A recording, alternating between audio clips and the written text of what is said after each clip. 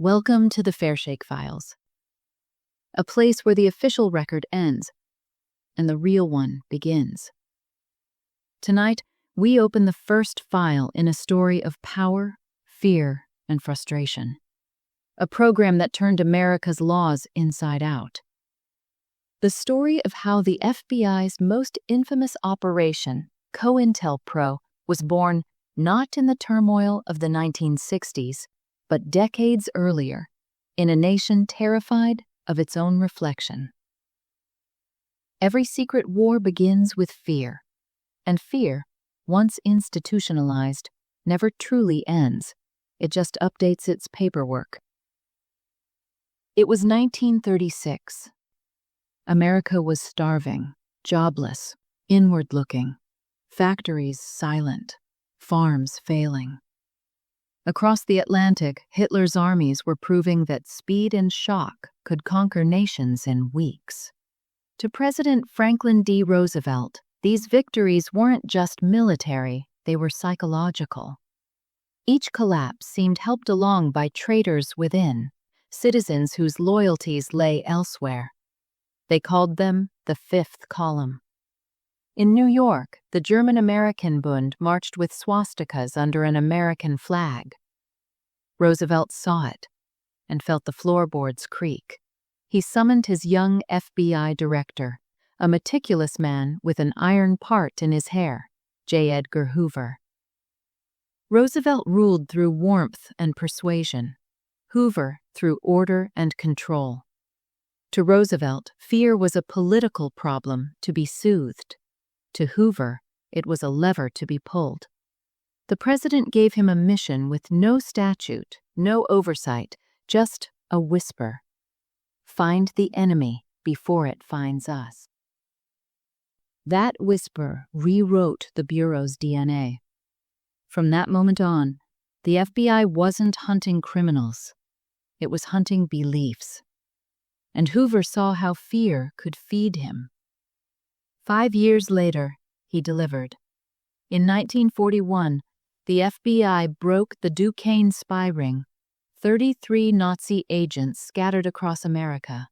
Ordinary citizens, a mechanic, a waiter, a restaurant owner.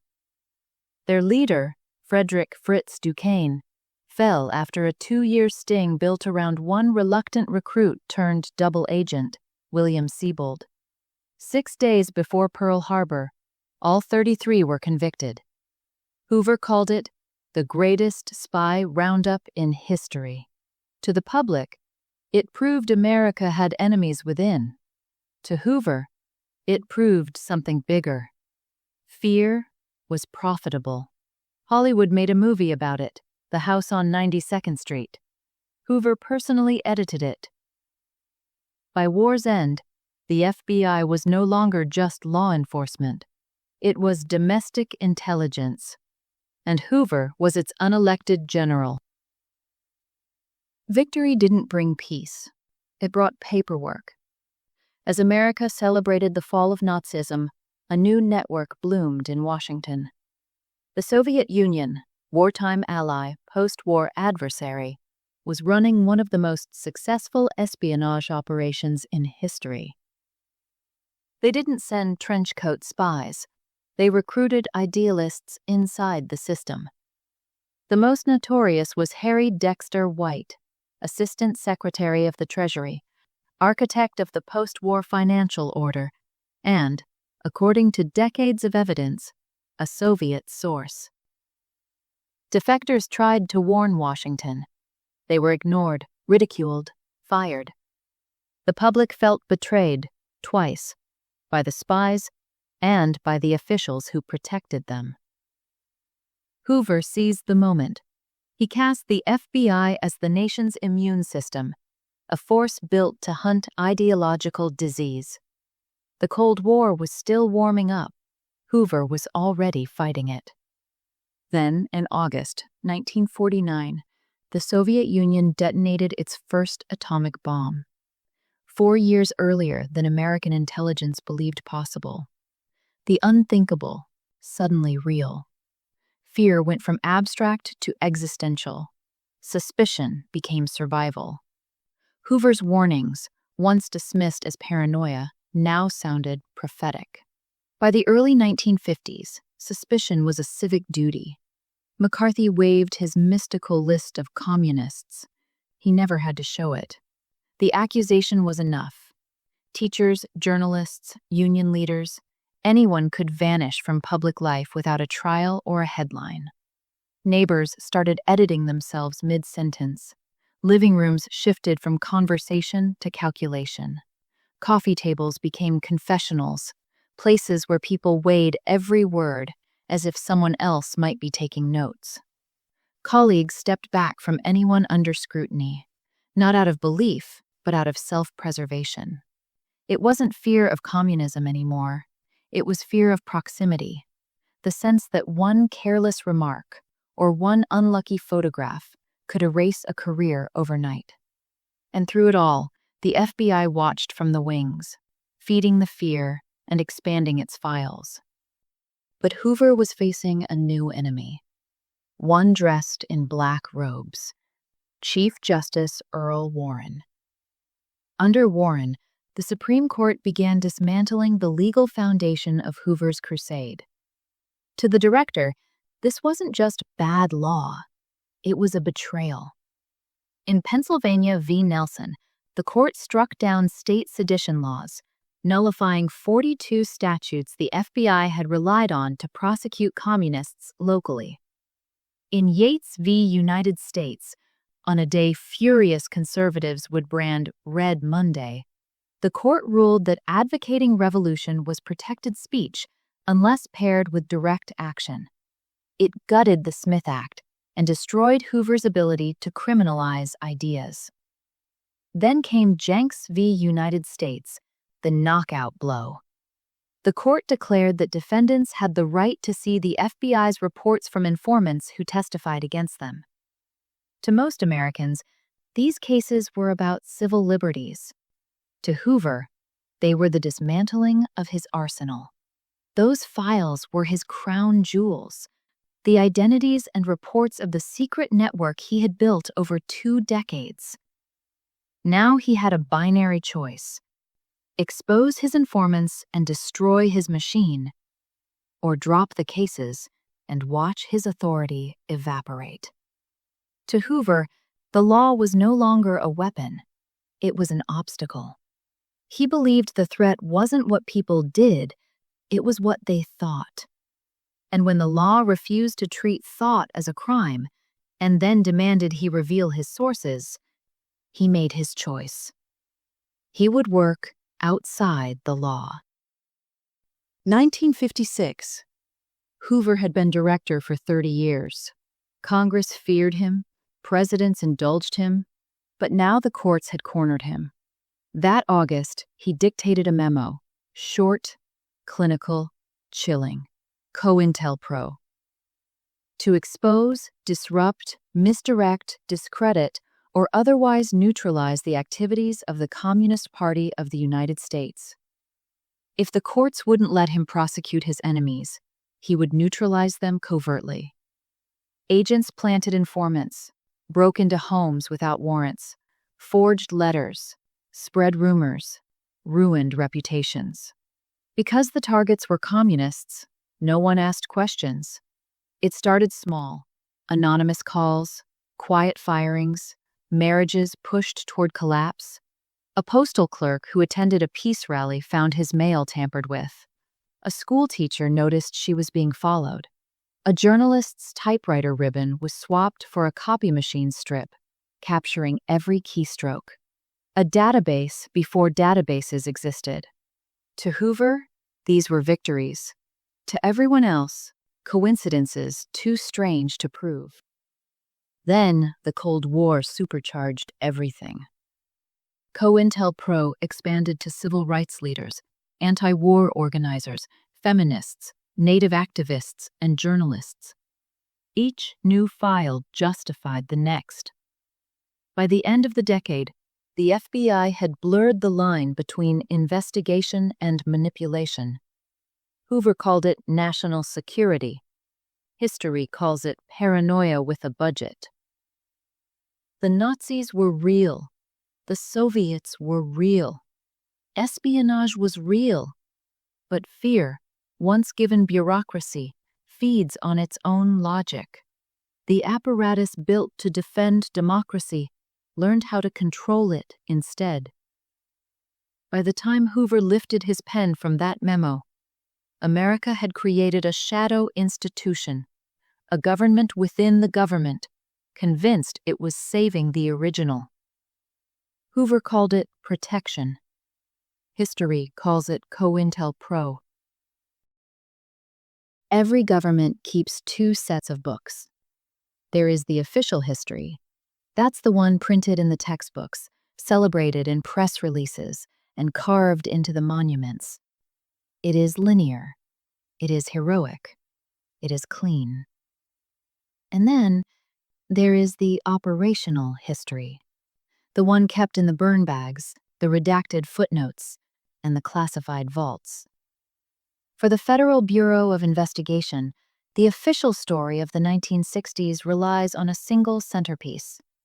It is their shield, the narrative they hold up whenever anyone questions their methods or their morality. It is the story of how federal power stepped in to crush the Ku Klux Klan. They called it the operation that broke the back of the Klan. And on the surface, looking at the official ledger, it does look like a clean victory, a necessary intervention against violent men who had captured local law enforcement and terrorized a population. But that victory served a second purpose. It became the good lie. The message was simple.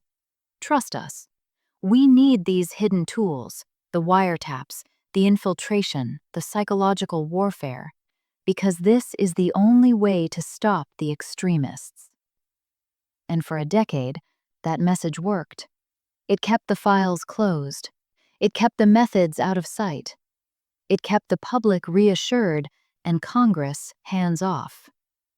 But eventually, someone asked to see the receipts.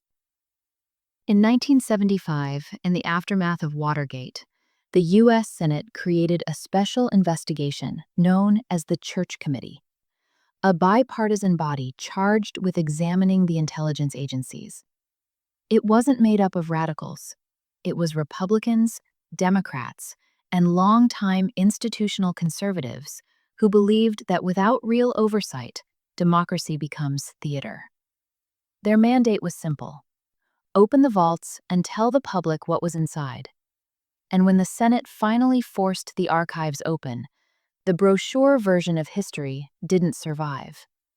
Because what investigators found in the files wasn't a victory, it was the blueprint. This is the story of how the FBI perfected the mechanics of domestic disruption on the right, so they could eventually turn them against the left. This is Chapter 2, The Good Lie. To understand the weapon, we have to look at the forge. We go back to the summer of 1964, Neshoba County, Mississippi. The case was designated My Burn, Mississippi Burning. It began with the disappearance of 3 civil rights workers, James Chaney, a local Black Mississippian, as well as Andrew Goodman and Michael Schwerner, 2 white Jewish New Yorkers. They vanished after a traffic stop, speeding, according to the deputy. But the deputy, Cecil Price, wasn't just wearing a badge. He was wearing a hood, a Klansman by night.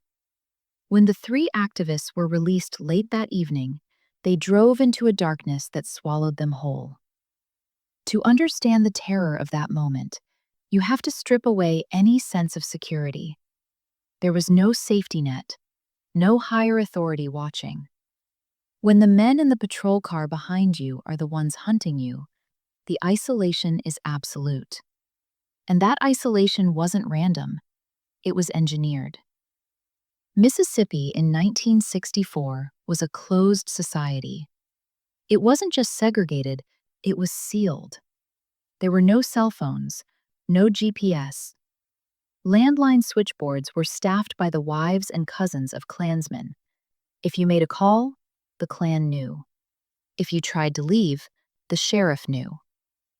Jim Crow wasn't just a racist legal system, it was an information blockade. It ensured the country didn't just ignore the violence, it literally could not see it. And that's the terrifying human reality of this case. You can't stop what you don't know. Hoover didn't want this fight. He relied on Southern sheriffs for crime statistics. He didn't want to alienate them. But President Lyndon Johnson applied pressure that bent steel. He told Hoover to flood the zone, so the FBI launched an invasion. They called the strategy force majeure, overwhelming force. A new field office in Jackson, over 150 agents deployed, 400 Navy sailors dragging rivers, swamps, and pine woods. They looked for 3 bodies. Instead, they found a graveyard. Henry D. and Charles Moore, teenagers tortured and dumped in a river. A torso wearing a Corps t-shirt. Others who had vanished into the closed society. When the 3 civil rights workers were found, buried under 14 feet of red clay, the FBI declared victory. But the Bureau learned something else entirely. Traditional policing doesn't work when the sheriff is the conspirator and the courts refuse to prosecute. To dismantle the Klan, they decided they couldn't just arrest them. They had to become them. The operation that followed was labeled COINTELPRO, White Hate. It sounded righteous, but the execution was mechanical. The FBI didn't just monitor the Klan, they saturated it. Church committee testimony revealed the numbers. In some regions, 1 in 5 Klansmen were FBI informants.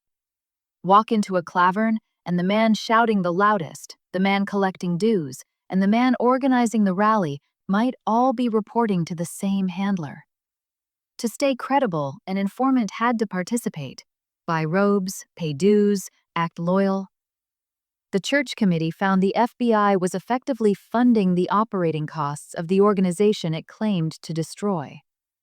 In some areas, informants were responsible for 70% of new recruitment.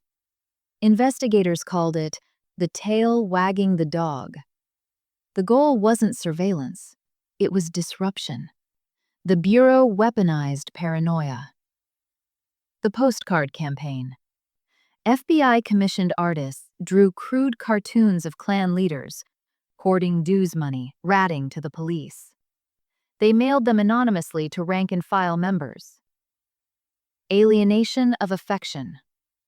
Agents sent letters to Klansmen's wives, written as worried Christian neighbors, claiming their husbands were having affairs at the Clavern halls. This wasn't law enforcement. This was emotional sabotage. If a Klansman is fighting with his wife, he isn't organizing a rally. If he's worried about money, he isn't buying dynamite. It worked. But it was psychological warfare deployed against American citizens without a warrant. The Klan tore itself apart. But here's the grim side. With thousands of informants inside violent groups, you stop observing violence and start participating in it. Which brings us to the Bureau's darkest asset. Gary Thomas Rowe. To the Eastview Clavern, a loyal soldier.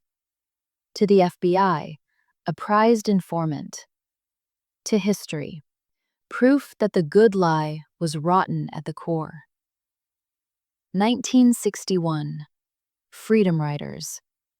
They weren't radicals, just black and white volunteers riding interstate buses to force the South to obey federal desegregation law. Rowe warned of the coming attack. The FBI had the time, the place, and the police collusion. A Greyhound bus was ambushed in Anniston, tires slashed, then firebombed with the riders still inside. They could have stopped it. They didn't. They allowed the violence to protect their asset. Rowe later admitted he participated in the beatings. 1963. 16th Street Baptist Church bombing. 4 girls killed. Rowe rode with the suspects. He failed a polygraph. The FBI buried it. 1965. The murder of Viola Liuzzo.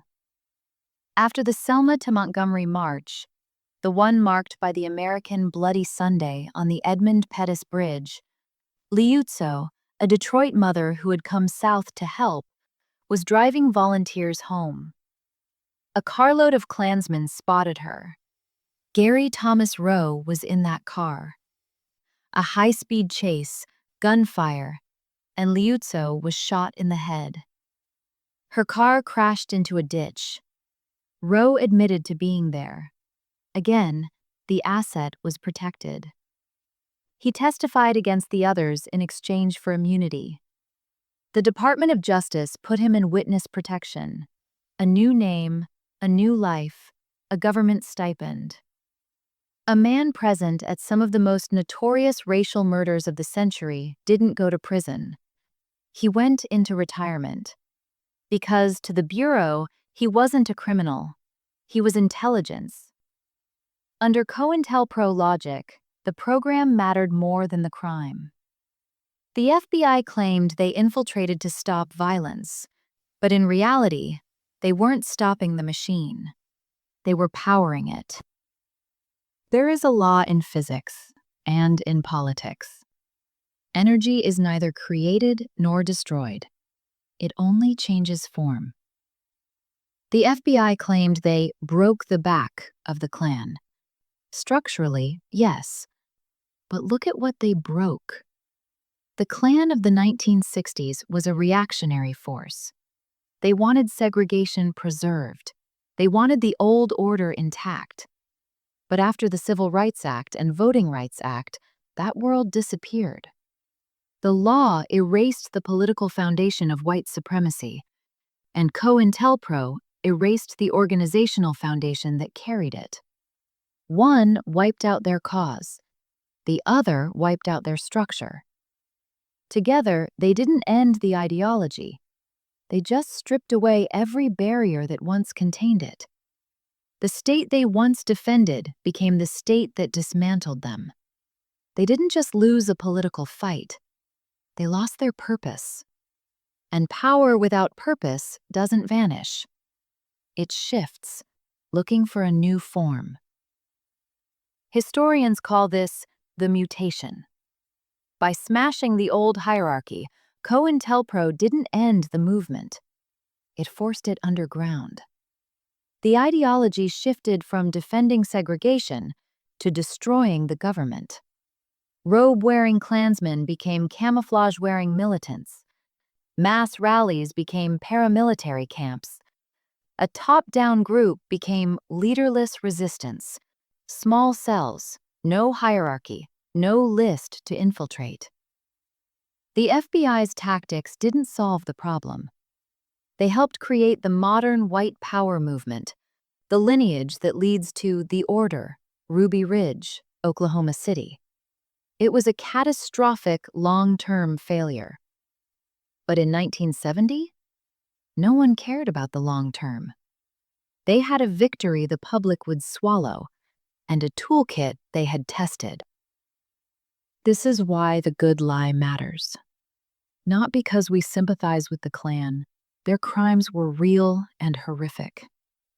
It matters because it set the precedent. White hate became the FBI's permanent permission slip. Question the wiretaps? Look what we stopped. Question the forged letters? Look what we stopped. Question the break-ins? Look what we stopped. The tools developed in Mississippi didn't stay in Mississippi. Snitch jacketing moved from the Klan to the Black Panther Party. Surveillance techniques moved from Grand Dragons to anti-war students. And the logic of neutralization was applied to a Baptist preacher from Atlanta. Once a government decides it can violate its own laws to stop a bad group, it's only a matter of time before someone redefines who is bad. The Klan was the test subject. They were never the target. The target was the future. In Chapter 2, we watched the FBI wage what many Americans saw as a necessary form of internal warfare, dismantling violent white supremacist networks. Looking back through the lens of history, it's easy to cheer for that outcome. It feels like the good guys winning, even if they had to break the rules to do it.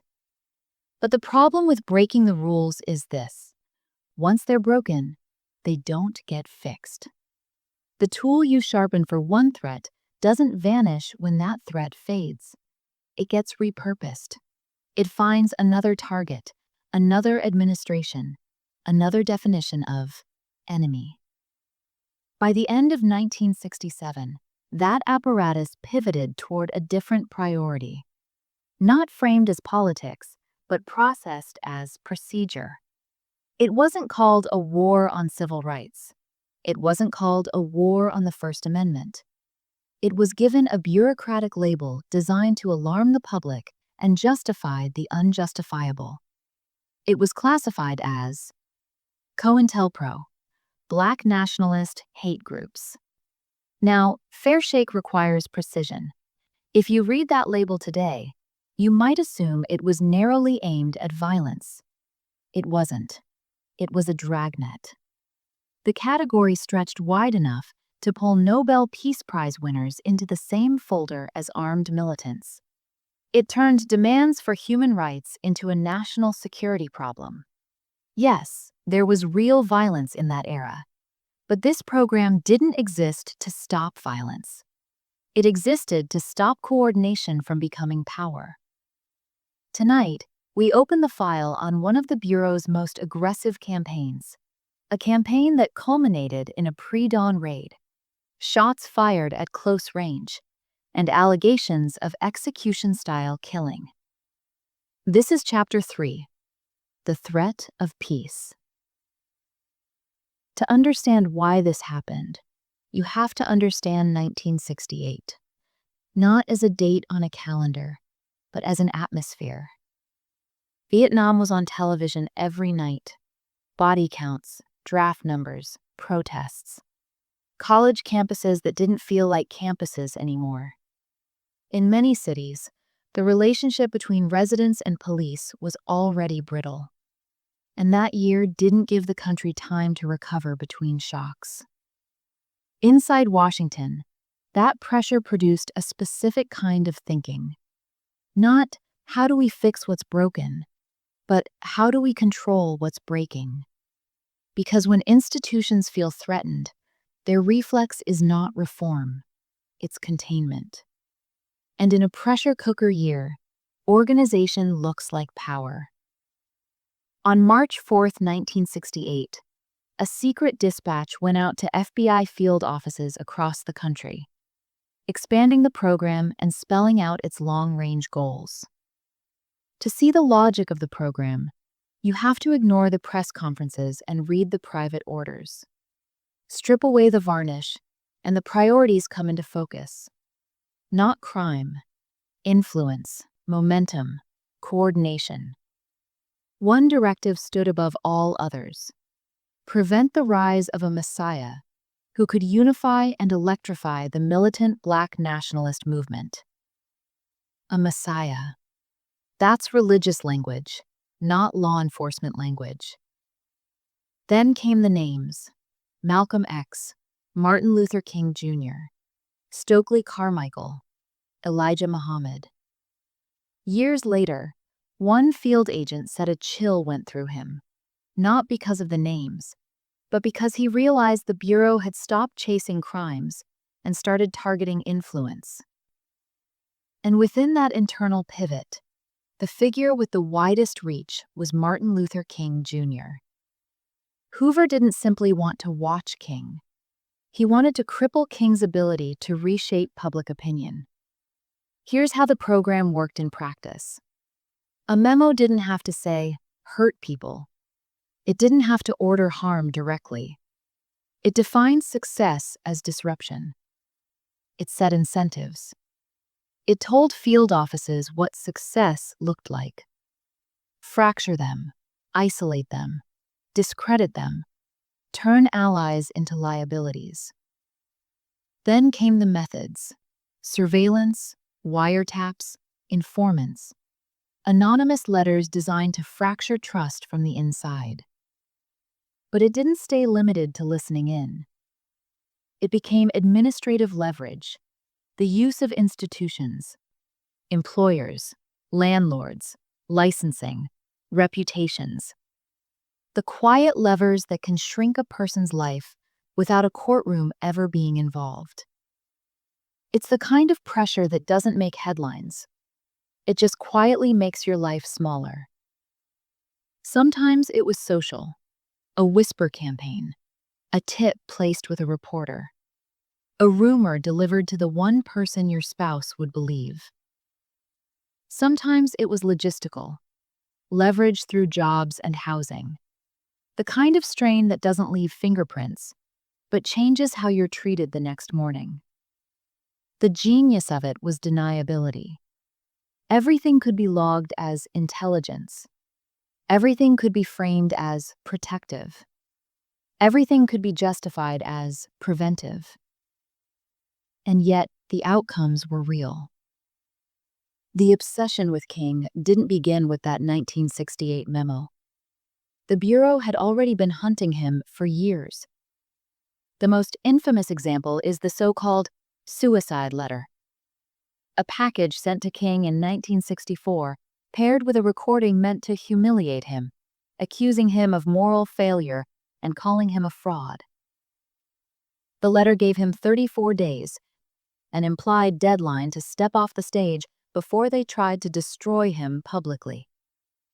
34 days, long enough for a rumor to travel everywhere, and short enough that you can't outrun it. King's advisors understood the message immediately. This wasn't a warning. It functioned like a countdown, designed to corner, isolate, and break him. For a minister, a husband, a father, that wasn't political. That was existential. In that era, scandal didn't just embarrass you. It could split your allies, dry up donations, and make supporters step back in public.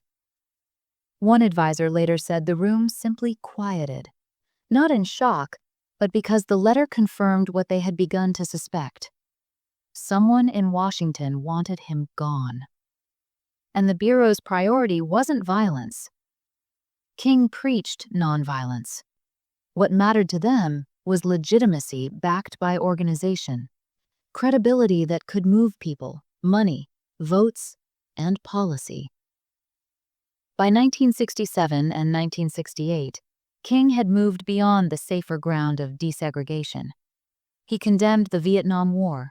He organized the Poor People's Campaign. He began working toward coalitions rooted in economics, trying to align poor families in the South with poor families in places like Appalachia. As long as movements stay separated, they can be managed. When movements start linking, when grievances start recognizing each other, you don't just get protest, you get realignment. That's the shift the Bureau treated as intolerable.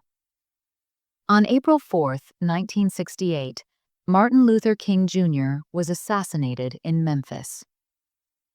The country mourned. Cities erupted. Inside the Bureau, the program did not pause. His death didn't end their calculations. It multiplied them. One charismatic leader could be monitored. A decentralized movement could not. So COINTELPRO widened its focus, from a campaign against a person to containment of momentum. It cast a broader net. Anti-war clergy, Catholic activists, students, draft resistors, campus organizers, anyone with the capacity to shift public opinion or policy. Agents infiltrated peace groups handing out leaflets at churches. They monitored Quakers distributing anti-draft pamphlets. They opened files on folk singers, writers, professors, and teenagers. One organizer for the anti-war student group Students for a Democratic Society SDS, later joked the FBI listed him as a possible subversive with access to a guitar. It's funny until it isn't. Because what they did to these groups was disruptive. And what happened to organizers, especially those building fast-moving coalitions, could become far more immediate and sometimes lethal.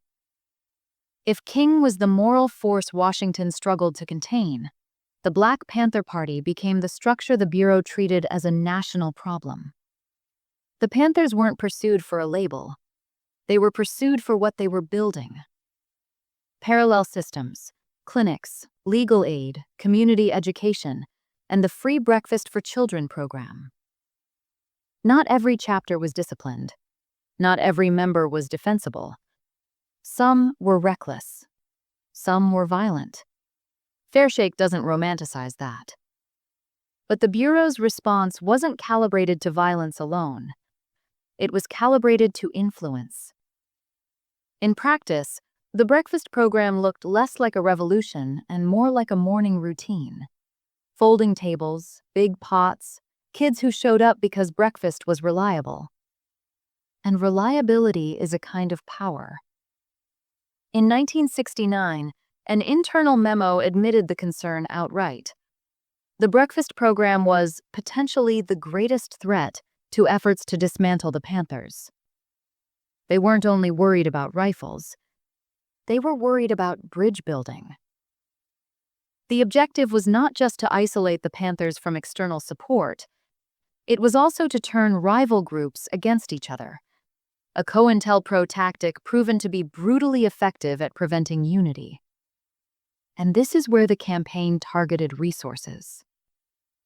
Because if you can't crush a movement head-on, you try to cut its oxygen, funding, allies, legitimacy. Smears work on activists, but they work even better on celebrities. The Bureau's most high-profile target in this effort was Jean Seberg, a Hollywood actress. Seberg was targeted not for her politics, but because she provided more than money to the movement. She provided legitimacy. By supporting Panther community programs, she signaled to other potential donors that the Black Panther Party was an acceptable cause. To destroy this bridge, the FBI chose a grotesque personal attack. FBI files later showed agents discussing, and headquarters approving, a plan to push a fabricated story to the press. The lie that Seberg was pregnant and that the child belonged to a member of the Black Panthers, not her husband. Once it hit print, the rumor machine did what rumor machines do. It didn't need proof. It needed repetition. A few months later, Seberg went into premature labor, and the infant died 2 days later. She would later credit the campaign for inducing the psychological trauma that led to the loss of her child. The objective here wasn't justice. It wasn't truth. It was division. To turn a prominent woman into a warning sign and break the connection before it hardened into something durable. For leaders who could align communities, the Bureau used something darker. But to see where this apparatus was headed, we have to rewind. Back to Chicago, December 1969. Fred Hampton was 21 years old. He wasn't famous in the mainstream press. He wasn't a national celebrity. But he was doing something the Bureau could not tolerate. He was building a coalition. In Chicago, Hampton helped create what became known as the Rainbow Coalition, an alliance between the Black Panthers, the Young Lords, and the Young Patriots. Picture it. Community organizers, Puerto Rican activists, and poor white working-class groups standing in the same rooms, arguing policy instead of identity, and aiming their anger upward. He wasn't preaching racial separatism. He was preaching class solidarity. And then the Bureau put a man inside his circle, William O'Neill. O'Neill wasn't just an informant. He became Hampton's head of security. Think about that. The person responsible for protecting Hampton was feeding his routines, floor plans, and vulnerabilities to the FBI. The Bureau didn't have to guess where Hampton would be. They had it mapped. On December 4th, 1969, before dawn, Chicago police and investigators from the state's attorney's office raided Hampton's apartment. Federal investigators later concluded police fired between 82 and 99 shots into that apartment. The occupants fired one. That single shot was attributed to Mark Clark, likely a reflex convulsion after he was shot in the heart. Hampton, beside his pregnant fiancée, never meaningfully woke. He wasn't arrested. He wasn't charged. He wasn't interrogated. He was neutralized. And here's the part that still hits hard. Survivors later reported officers approached Hampton after the initial shooting and fired again at close range. That's not policing. That's elimination. The next month, William O'Neill received a $300 bonus. Years later, after a rare television interview, he ran into traffic on a highway outside Chicago and died. The coroner ruled that he walked into the road on purpose. By the early 1970s, the pattern was complete. The Bureau hadn't dismantled communities. It had dismantled connections. Leaders with national legitimacy were dead, discredited, or boxed in. Movements that could have merged into a single political force were separated back into isolated struggles. COINTELPRO succeeded in its primary objective. It prevented unity. Because power doesn't come from demographics. Power comes from organization. And the fastest way to weaken organization is to make sure no two groups trust each other long enough to build something larger. Hoover didn't stop a revolution. He stopped a coalition before it could become a governing force. In our next chapter, the machine finally breaks. And when it finally broke, it didn't break because power confessed. It rarely does. It broke because ordinary people refused to stay ordinary. Not Congress, not the president, not the press. 8 everyday citizens. Among them, a physics professor, a daycare director, and a cab driver with a lock-picking set. Citizens who realized the only way to get the truth was to steal it. There is a quote often attributed to the intelligence community. The most successful operation is the one you never hear about. For nearly 50 years, the Federal Bureau of Investigation ran the most extensive domestic operation in American history. It wasn't a criminal investigation. It was a political containment strategy. It operated inside a black box of total secrecy. Presidents feared it. The Attorney General didn't control it, and Congress didn't want to know about it. But in 1971, that operation crashed. And it didn't crash because of a whistleblower inside the system. It didn't crash because of a newly elected president or a sudden change of heart in Washington. It crashed because 8 ordinary people you would pass in the grocery store without a second glance, decided to stop waiting for permission. This is the final chapter of our investigation into COINTELPRO. It is the story of the heist that broke the silence, the investigation that exposed the secrets, and the legal loopholes that allowed the machine to rebuild itself, stronger than before. This is Chapter 4, the rubric. If you are curious as to why a group of middle-class pacifists would risk decades in federal prison, it is important to understand the atmosphere of America in the winter of 1971. The country felt like it was fracturing. The optimism of the early 60s was gone, replaced by the hard edge of the Vietnam War and domestic riots. In Philadelphia, the activist community lived in a low-grade fever of paranoia. Phone lines clicked in the middle of conversations. Mail arrived already opened or taped shut. Unmarked sedans sat parked on residential streets for hours, the men inside just watching. Everyone knew they were being surveilled, but nobody could prove it. And without proof, it wasn't a conspiracy. It was just a rumor. Enter William Davidon. Bill Davidon wasn't a bomb thrower.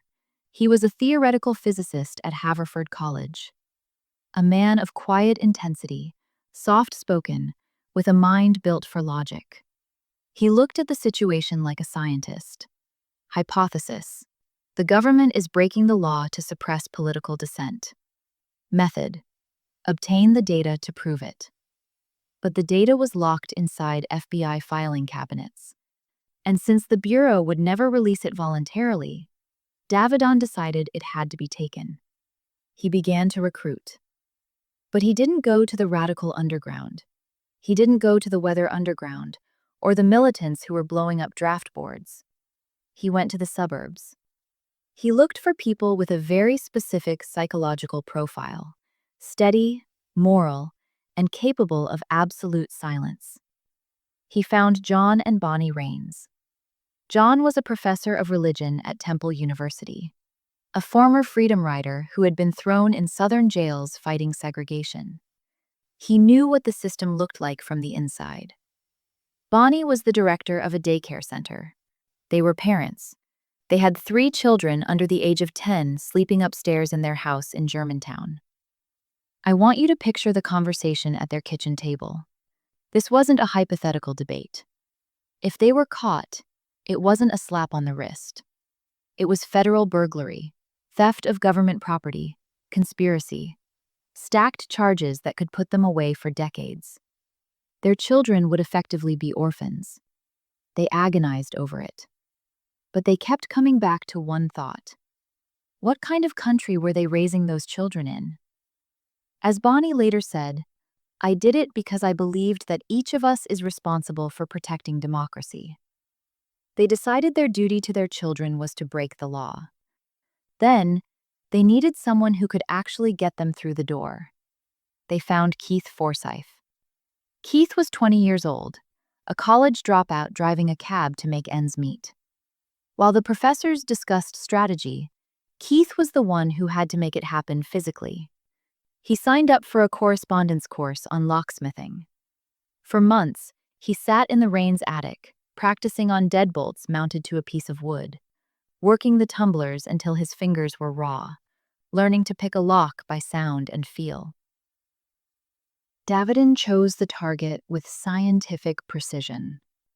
The FBI field office in downtown Philadelphia was a fortress: guards, alarms, 24-hour patrols. But the resident agency in Media, Pennsylvania? That was different. It was a small satellite office on the second floor of a yellow brick apartment building in a sleepy Republican town where nobody expected trouble. Bonnie Raines handled the casing.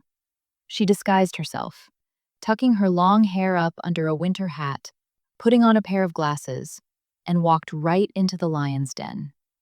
She posed as a Swarthmore College student researching careers for women in the FBI. And while the agent in charge sat there, puffing out his chest and lecturing her about the Bureau's greatness, Bonnie was working. She scanned the room. She counted the filing cabinets. She checked the windows. And she noticed 2 critical things. First, there were no alarm wires on the doors. Second, the filing cabinets weren't inside a vault. They were just sitting there. The Bureau was so arrogant, so convinced of its own untouchability, that they hadn't even bothered to lock up their secrets. They set the date for March 8, 1971. The timing was a stroke of genius.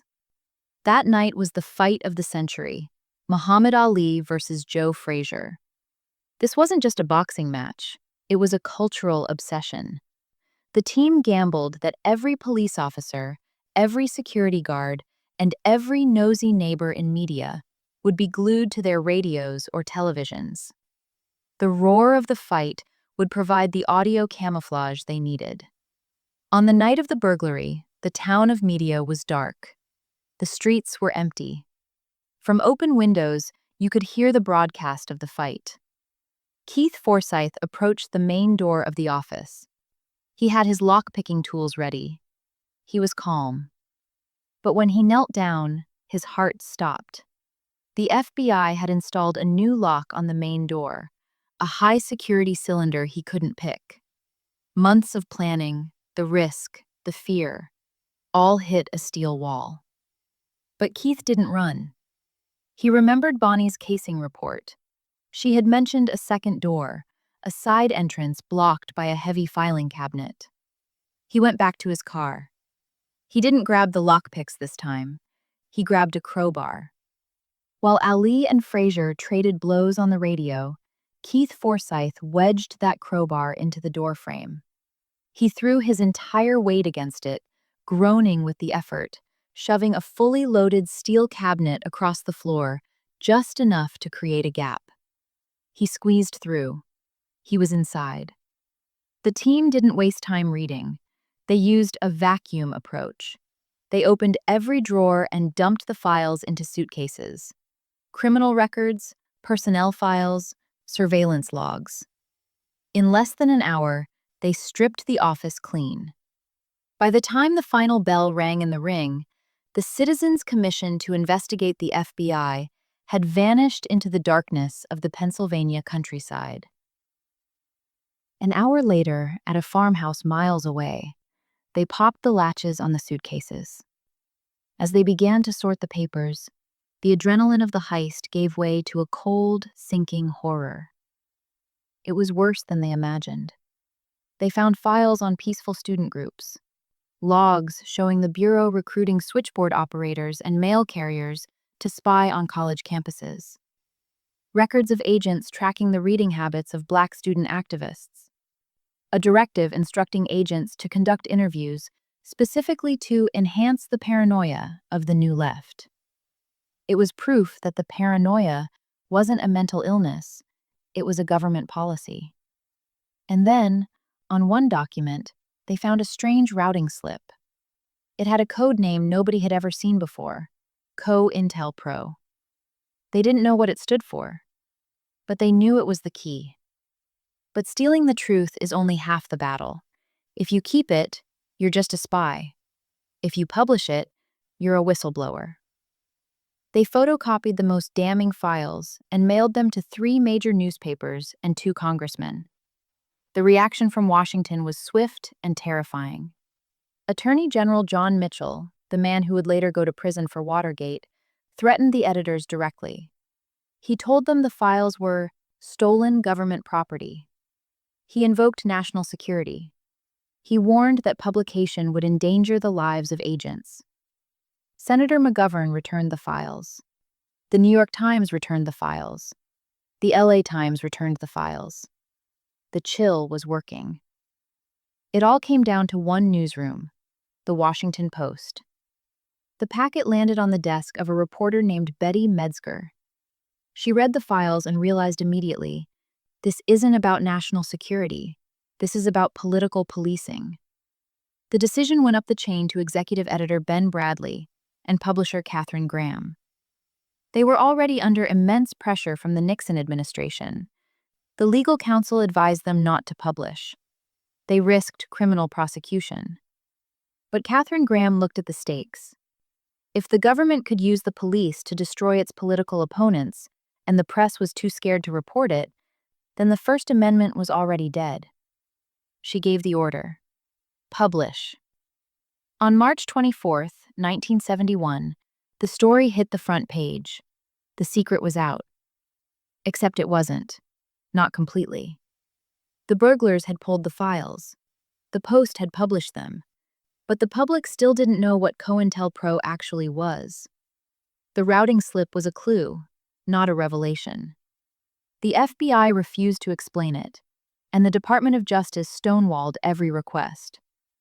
It took a different kind of confrontation to break that silence. NBC reporter Carl Stern did what no one else had tried. He sued the Department of Justice under the Freedom of Information Act, a public records law that lets ordinary citizens demand internal documents. It was a legal long shot. That law had never been used to force the government to reveal a secret counterintelligence program. But Stern won. The DOJ was ordered to hand over internal memos describing COINTELPRO's purpose, in their own words. For the first time, the public saw the directives: disrupt, misdirect, discredit, or otherwise neutralize. Not rumor, not speculation, proof. Stern's lawsuit is what transformed the burglary from a heist into a reckoning. Once those memos became public record, the narrative could no longer be dismissed as hysteria. Congress had to act. The impact was seismic. Within 2 months, J. Edgar Hoover, a man who had never backed down from anything in his life, sent a secret memo canceling all COINTELPRO operations. He didn't do it because he suddenly regretted anything. He did it because the black box was broken. The secrecy was gone. But the real reckoning came 4 years later, in 1975. The Senate formed a special committee to investigate the intelligence agencies. It became known as the Church Committee. In today's polarized climate, it's hard to imagine, but this was genuinely bipartisan. You had Frank Church, a liberal Democrat from Idaho, warning that government surveillance technology could lead to total tyranny. And sitting right next to him was John Tower, a conservative Republican from Texas. Tower started out skeptical. He wanted to defend the intelligence community, but as the files were opened, even he couldn't defend what he saw. They found the suicide letter sent to Dr. King. They found plans to bug the bedrooms of civil rights leaders. They found the watch lists, NSA programs spying on everyday Americans and even on senators themselves. Senator Church famously called the CIA a rogue elephant. For a moment, it seemed like the system worked. The burglary led to the press. The press led to the Congress, and Congress led to reform. They passed the Foreign Intelligence Surveillance Act, FISA, to make sure the government needed a warrant. Attorney General Edward Levy issued new guidelines. The FBI could not investigate you unless there was a criminal predicate, actual evidence of a crime. Levi's rules drew a bright line. You could not be targeted for your beliefs. They built a wall between intelligence and law enforcement, a wall designed to protect the Constitution. It's a nice ending, isn't it? The bad guys are exposed, the laws are fixed, and we all live happily ever after. But if you are listening to this thinking, thank heavens that era is over, I have some bad news. The history of surveillance isn't a straight line toward freedom. It's a cycle. And the wall that was built in the 1970s, it didn't survive the 21st century. The turning point was the morning of September 11th, 2001. In the wreckage of the Twin Towers, the security establishment looked at the reforms of the Church Committee not as safeguards, but as handcuffs. They argued that the separation between intelligence and law enforcement is what allowed the attacks to happen. So, the Patriot Act tore the wall down. But the real shift, the one that brought the spirit of COINTELPRO back from the dead, happened quietly, in the fine print of bureaucracy. In 2008, under Attorney General Michael Mukasey, the Department of Justice rewrote the rulebook. They introduced a new category of investigation called an assessment. It sounds boring. It sounds administrative. But it is the loophole that swallowed your privacy. Under the old rules, the post-Watergate rules, the FBI needed a factual predicate to investigate you. They needed a reason to believe you committed a crime. Under an assessment, they don't. They can recruit informants to watch you. They can physically follow you. They can search your commercial databases, all without any factual suspicion of wrongdoing. They just need an authorized purpose, a term so vague it can mean almost anything. Between 2009 and 2011 alone, the FBI opened over 82,000 of these assessments. Do you know how many found evidence of a crime? Less than 4%. That means tens of thousands of innocent people were surveilled, logged, and databased simply because the government was curious. And the tools they have today? J. Edgar Hoover would have traded his soul for them. In the 1960s, if the FBI wanted to know who your friends were, they had to physically follow you. Today, they have Geophedia and Data Miner. These are corporate partners that plug directly into the fire hose of social media. They can draw a digital fence around a protest, or a church, or a political rally, and instantly harvest the identities, posts, and locations of everyone inside. They argue this isn't surveillance because you posted it publicly. But it is the difference between a police officer walking a beat and a satellite that never blinks. And if you think this is partisan, if you think this is only used against the left or the right, you are missing the point. The machine targets whoever challenges the status quo. Take the case of Bob Smith in Memphis, Tennessee. In 2018, it was revealed that the Memphis police, working with federal intelligence, had created a fake Facebook persona named Bob Smith. Bob posed as a man of color, a sympathetic activist. He friended local community leaders. He joined private groups. He liked their photos. He wasn't looking for bomb plots. He was gathering intel on vegan food truck festivals and peaceful vigils. And that data was fed into a system that flagged lawful citizens as security risks. It wasn't a rogue operation. It was policy. In the digital realm, we see the rise of what some researchers call cyber COINTELPRO.